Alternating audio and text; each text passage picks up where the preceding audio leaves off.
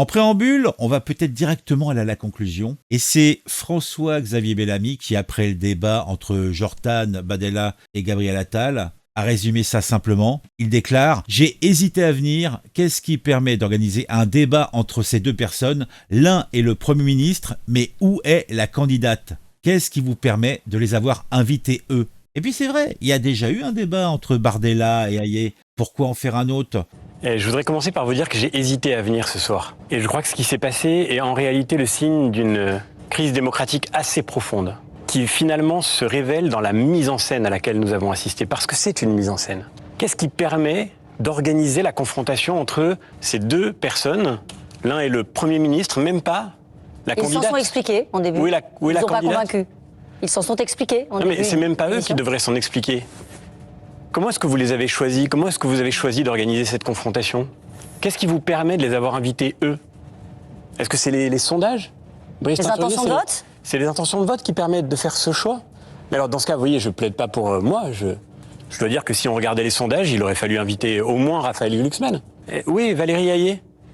Moi, j'ai du respect pour Valérie Hayet. Elle mène cette liste. Elle vous a manqué ce soir, Valérie Hayet. Mais sur attendez, le fond, pardon, qu'est-ce que vous avez retenu? Mais qui est tête de liste de la majorité présidentielle? présidentielle? Sur le fond, qu'est-ce que vous avez retenu? Est-ce que vous avez vu deux visions de l'Europe qui se sont exprimées? Je voudrais juste qu'on s'arrête là-dessus parce que c'est quand même extrêmement grave. On nous a fait le coup déjà tellement de fois. En 2017, Macron-Le Pen. En 2019, Macron-Le Pen. En 2022, Macron-Le Pen. En 2024, à nouveau, on va nous expliquer que c'est ça le sujet. Vous parlez de quoi? Vous parlez du résultat des élections? Vous parlez du résultat des élections dans ces élections-là ou pas? Rien ne justifie que ce soir le service public mette en scène ce débat. Rien. Ni les sondages et surtout pas la réalité du débat européen. Dans le foie du service public, et leur ami.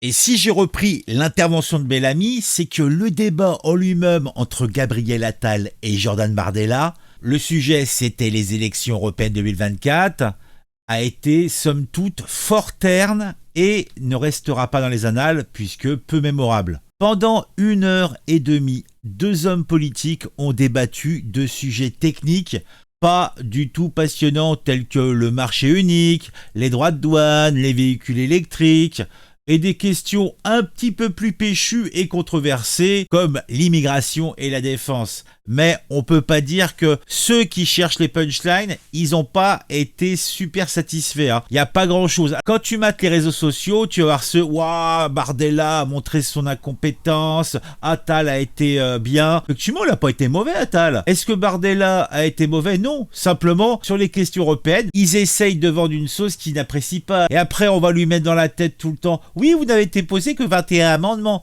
Mais ouais, mais attendez, ils sont ultra minoritaires. Rien de ce qu'ils peuvent faire ou dire n'est pris en considération. Pourquoi s'embêter?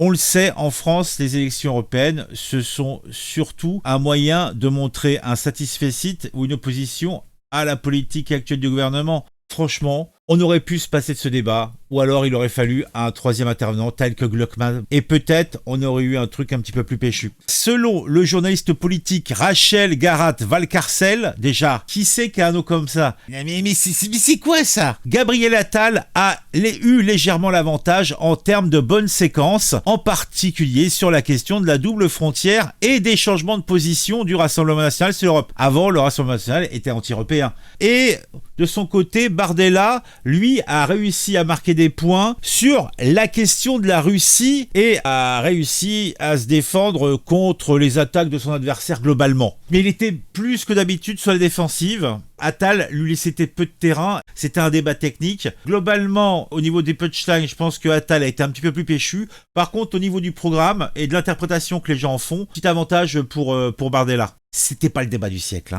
Pour les punchlines, on n'a pas eu grand-chose. Gabriel Attal a accusé le Rassemblement national d'avoir besoin d'argent et d'avoir un contrat moral avec la Russie. Voilà, ça c'est les punchlines de Gabriel Attal. Et de son côté, donc Bardella a critiqué la naïveté de son adversaire sur la question de l'immigration. Donc dans l'ensemble, ce débat n'a pas été particulièrement passionnant ou révélateur et il est peu probable qu'il ait un impact significatif. On vote pas aux européennes pour l'Europe, on vote aux européennes pour ou contre une politique. Pourquoi est-ce que vous étiez pour la sortie de l'euro et maintenant vous êtes soi-disant pour rester dans l'euro? Vous étiez pour la sortie de l'Union européenne, maintenant vous êtes soi-disant pour rester dans l'Union européenne. La question qui se pose, c'est quand est-ce que vous mentiez?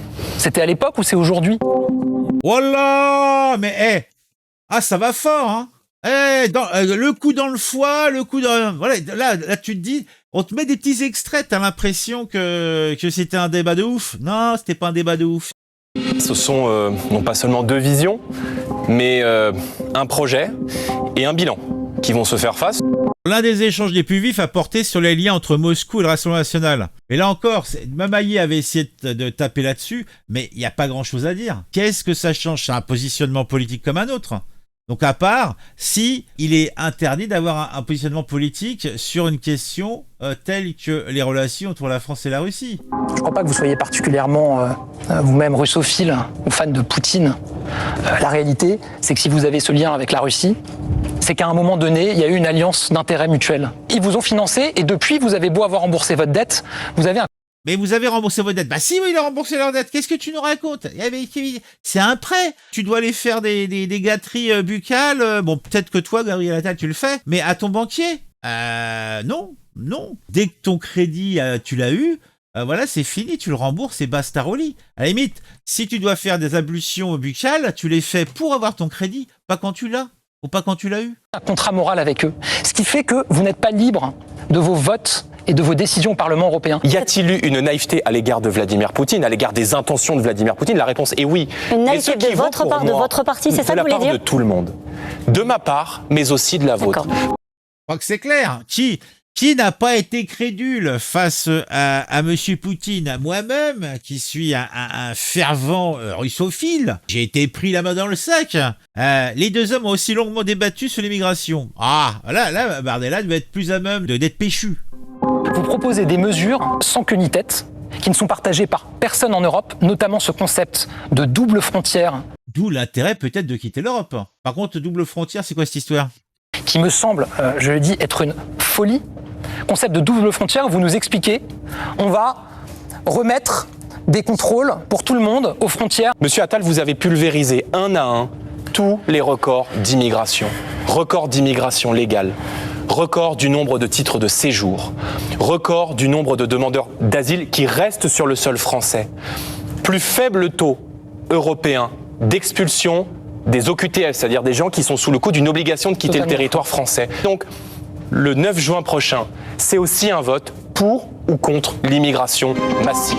Bah c'est surtout un vote pour ça. Tu le vois ton panier, hein, tu vois bien que le prix de ton panier a pris 70% depuis l'année dernière, ou depuis 2-3 ans. Ça commence à être compliqué, parce que les salaires, eux, n'ont pas augmenté pour autant. Donc ça va rentrer bien sûr en ligne de compte. Vous voyez, là, on a vu à peu près tout ce qu'il y avait à dire de ce débat. Donc, c'est-à-dire pas grand-chose. Alors oui, le 27 mai, il y aura un nouveau débat. Et là, au moins, il y aura tout le monde. Ça sera beaucoup plus intéressant. Ces petits débats one-to-one n'ont pas grand intérêt. Pour résumer, on peut se passer sans aucun problème de voir ce débat. Donc, moi, je vous le dis, vaquez.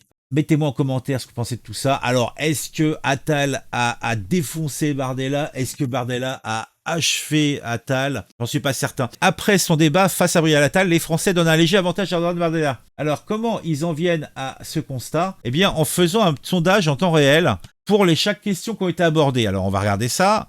Hein, ça sera un dernier point qui peut être intéressant. Donc en moyenne, sur les 8 thématiques traitées, 51% des Français ont trouvé Jordan Bardella plus convaincant. Donc ils ont trouvé Jordan Bardella plus convaincant pour les questions de l'immigration, de la défense de l'industrie française, de l'énergie et de la place du nucléaire, de l'agriculture.